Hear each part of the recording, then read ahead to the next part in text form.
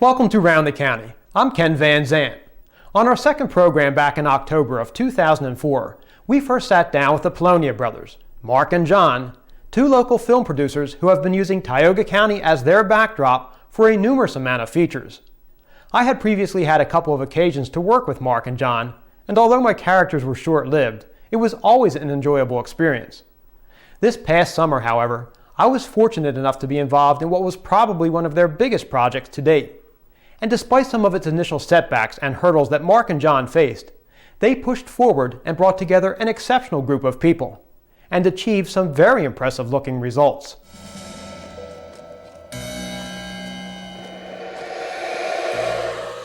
Black Mass differed from what we did in a lot of ways. One, it was more dimensional as far as the characters go. The characters had a specific reason for the things that they did, and there was backstory in it, and it tied in closely with their actions during the movie and some of the things that lead up to the catalyst at the end. So it was a multi-layered film just from a storytelling point of view. It had a lot of complex characters. It had a lot of locations. It was just 20 notches above what we usually did in scope. You know, again, we're shooting a period piece, so you have to take into account their costumes, the way they would say things, the guns that they used, their boots. We had to be careful when we shot on location to not get 20th century or more modern things in the way, like telephones, and we even had to remove stuff. When we did this movie, it just seemed like everyone was real excited about it because it was something different and it gave everybody a chance to shine a little bit.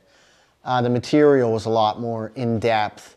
So, I mean, the actors actually had characters that they could, work with and build on. And the story, there's an arc in the story, because when you meet the characters, they're what you would think are normal soldiers, but by the end of the picture, you sort of know them.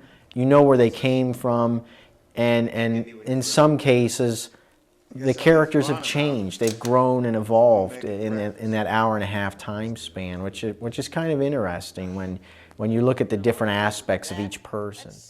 You will have to pay the bills, and you'll not get poor man's work. Is that not what your own father told you?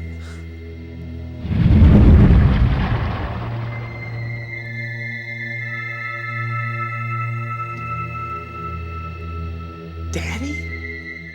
How the project was pitched to me was that the Polonia brothers had found a church in a remote area, a historic church, that they wanted to center the project around, and it would be about a group of soldiers who hole up there overnight behind enemy lines in Eastern Europe, and there's kind of a sinister priest character there who begins to kind of play with their minds overnight and kind of create this horror environment for them. What will you do when the war is over? Go home. I've got a girl back there. My father owns a paper mill. I'll work for him. How would a cripple work in a mill?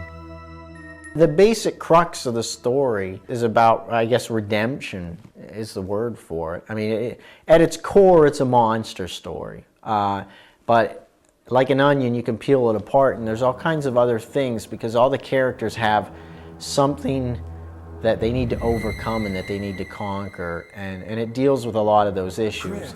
Movies today, they're in such a hurry to get where they're going. When they get there, they have nowhere to go. So they just grind their wheels, and we wanted to do something where it's like, back when movies were good, there was a story and it took you where you're going to go, and you didn't know where you were going to go until the end of the picture. Whereas today, in the first 5 minutes, you pretty much know how it's all going to go. So we tried to do something that was more to kind of the style of filmmaking we grew up watching. The basic story is that these American GIs are behind enemy lines. They're trying to find a tank factory and blow it up. Before they get there, the factory explodes, And unbeknownst to them, it was part of a Nazi experiment to harness evil. And it kind of made an interesting story. What if they would have done that, or what if they did? Well, in our movie they do, but they can't control it, and it escapes. And what it does is this evil gets into this person. These soldiers with their German prisoner hide in the church, and the creature starts to prey on them one at a time, mentally and then physically, and then they have to overcome some of their own demons, so to speak, to conquer it and overcome it. So it works on a lot of different levels. You could watch it a couple times and see something different, and that was our intention, to give it a little bit more depth and let the characters tell the story. No, he's gonna pull that candle. Oh, and I just go. Yep, and put it out without even opening your blackout condition.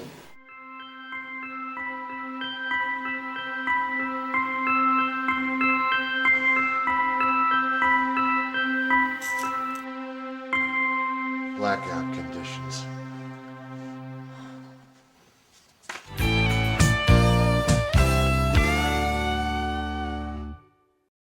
When it comes to putting together all the details, from securing and scheduling locations to simply hoping that the weather cooperates, shooting a project this size can certainly be full of challenges. Special effects were a big challenge in this movie. Not just the creature itself, but there were physical effects as well. We didn't use real blanks in our guns because A, we couldn't afford them, and B, they're dangerous. I mean, even if they're handled by a professional. So, we had to have flashes in the gun barrels when they shot the guns. We had a scene where we have airplanes flying overhead and the soldiers are moving through the grass. And sometimes it was simple stuff where we had to just go in and remove something that shouldn't have been in the shot. The bulk of the effects were the creature that shows up at the end, and we had to have the actors, and we had to choreograph this with them because they're shadow boxing. We would tell them that the creature's over here, and he's going to move over here, and you need to do this, and they would pantomime where the creature was and interact with it, and then we would go in post-production, and we'd have to lay that in. And then there was a lot of effects that we accomplished through editing, speeding things up, having a shot suddenly move real quick to do a jump scare, and the whole movie was just totally different from what we usually do, and it was refreshing to do something that was way beyond what we thought we could do. And it was done just like the special effects you see today in King Kong and Lord of the Rings, on a much lower scale, but it gives the film a real boost of authenticity.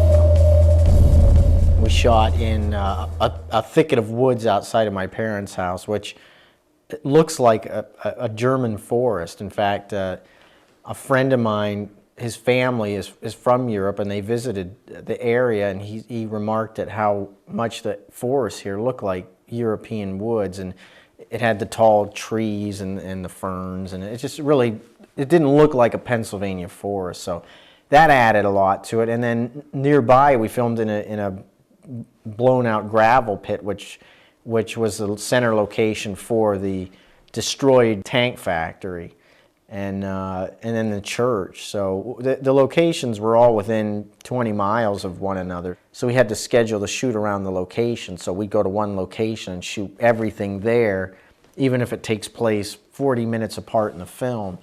You can't waste time going back and forth to the same location. So it becomes a scheduling issue. And fortunately, the weather held up. The day we shot in the gravel pit, I was almost certain we were going to get rained out. And that can really set you back a couple days.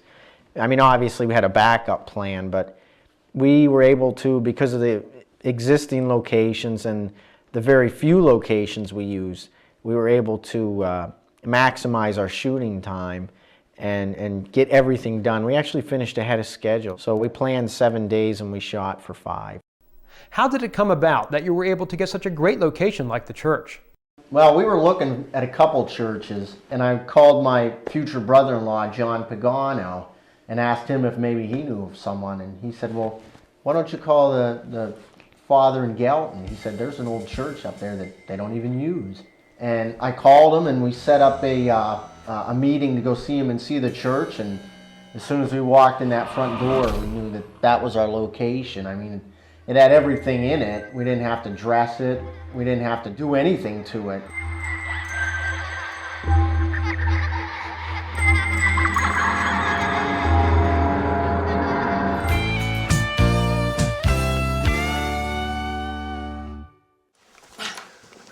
I had a few questions of my own.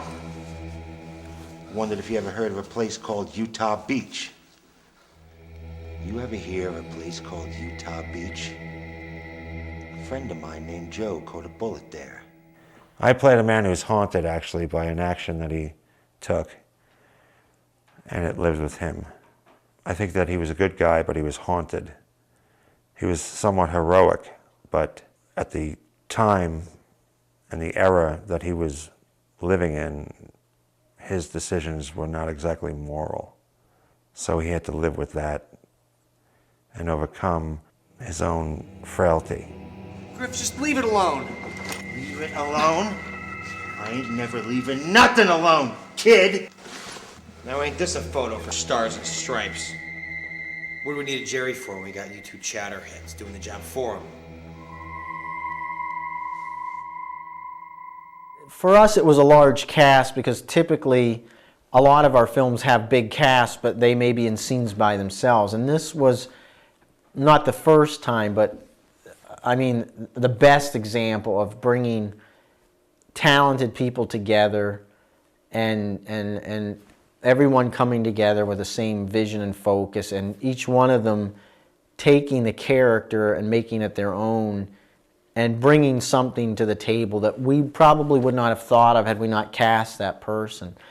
They all did a phenomenal job. You know, honestly, at first I was a little overwhelmed to have that many actors on the set to have to deal with, because like Mark said, we never had to deal with all these people at once, and we had a pretty big crew for one of our pictures. But once we got there, the actors knew their characters so well. They really didn't need a lot of direction. They just needed to know where to stand, hit your marks. So, a lot of times Mark would block out with them where they're going to stand, and they'd do like a run through and that, and Matt and I would get the shots lined up. But they were so good, they really didn't need much direction. Basically, it was, that we pretty much told them where to hit their marks and just let it go. Well, he's not doing too good, Griff. What's the rumpus, Griff? You taking first watch tonight? Yeah. All right. Wake up Danby when you're done. Danby, come get me when you're through. The costumes, again, everything on this picture was a challenge because when you shoot a period piece, it's not like shooting a science fiction movie like Star Wars, because you make up everything. And when you do a period piece, people are pretty savvy as to what stuff did and didn't look like. So we couldn't have our soldiers sporting the latest, machine gun. I mean, we had to research it for one thing, and we had to make phone calls and talk to people. And we actually found a local guy who does World War II reenactments. And we went over to his house one Sunday and we had a costume fitting, which was a lot of fun. And he pulled out bags of coats and pants and helmets, and he had, we told him like one's a lieutenant, one's a sergeant, one's just a regular private, and he had all the stuff that they would wear. I mean, the guy was really good. His name was Mike Murdoch. Very knowledgeable, set us straight on a few errors that we had. And he said, this is what the private would wear. This is what the sergeant would wear. Around it or through it?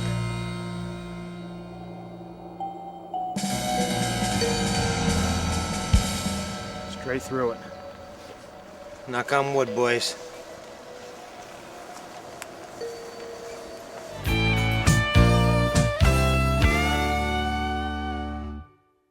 I think one of the most rewarding parts about this project was the fact that it brought together so many people that had worked with Mark and John throughout the years. And it was easy to see the energy was nothing but positive with everyone on the set. Well, we're here on the first day of our church shooting. It's day 3. As you can see, it's a flurry of activity. In this scene, I want you and Brian to relace your boot. In this scene, Rick writes a letter to his bride. I first met Mark and John Polonia, actually. Matter of fact, I met John McBride first of all. There was a casting call for the movie Blood Red Planet that they did, and the casting call was posted on the internet. I responded to that, sent him my headshot and a quick reel, and got hired to do Blood Red Planet, and went from there to House that Screamed 2, and did a few other things with them, and here I am. Well, this project is definitely the biggest project we've ever worked on. We have more people than we've ever used before. We have more equipment than we've ever used before, and we have cooler locations than we've ever used before. I'm amazed that John and Mark were able to acquire this church. The interior is very impressive, and normally, unless you were a big Hollywood production, you'd never get a set like this to use. So this is by far the biggest production yet, and hopefully it's going to be one of the most interesting as well. I've been working with Mark and John Polonia for quite some time, and they asked me if I wanted to be involved in this particular shoot, and I said sure. And so far it's going really well. This is our third full day of shooting, and on this particular shoot I was just very surprised to get to meet all the people that I'd seen all these years and never thought I'd really get a chance to work with them. So this was a real treat. It is your childhood friend, Dieter. Well, this is a really, really impressive shoot in terms of quality, in terms of production value, in terms of cast. I mean, this is really Polonia Brothers All-Stars here. The production value is just out of this world. I can't believe it. But, I mean, the gear is authentic. The guns are real. CGI, I've seen the CGI. It's absolutely fantastic. This is really going to be very impressive when it's done. The whole setup is just so professional. There's dollies and there's professional lighting, and it's really impressive. This particular movie I've been concentrating on lighting director, lighting the scenes, making sure everything's set for Mark and John. When they're ready to start rolling. Poses some interesting problems, night for day, day for night, and blocking windows, controlling the lights so we can shoot here effectively, shooting night scenes during the middle of the day, which sometimes causes a lot of problems, but working pretty good.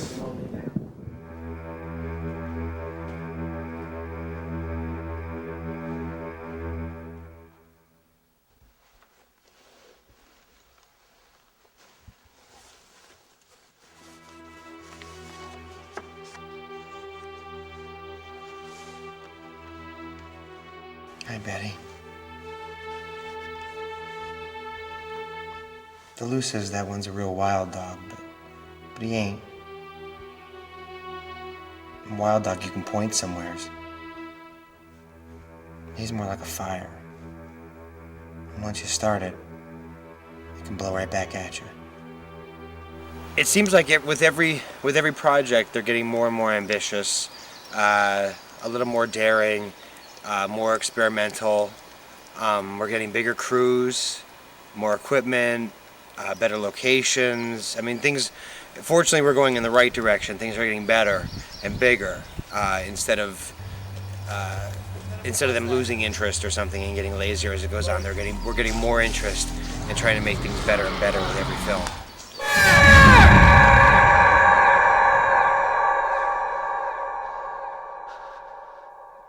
Where do you think you're going, Jerry?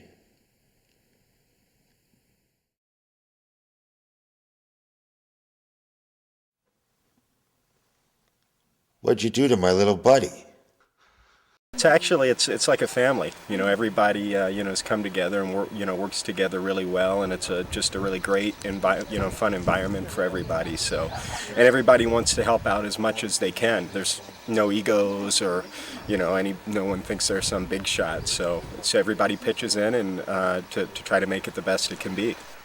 On this picture, I think it all came together, And that doesn't happen very often, and you can ask filmmakers that. Once in a while, you strike gold, and this picture, I would probably say, of everything we've done, was that picture.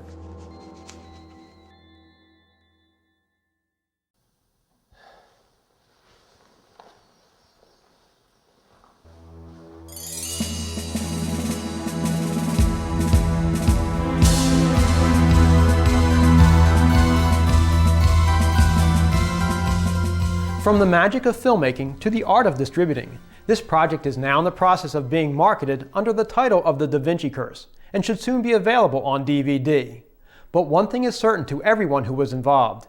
It's always a pleasure working with the Polonia brothers. I'm Ken Van Zant.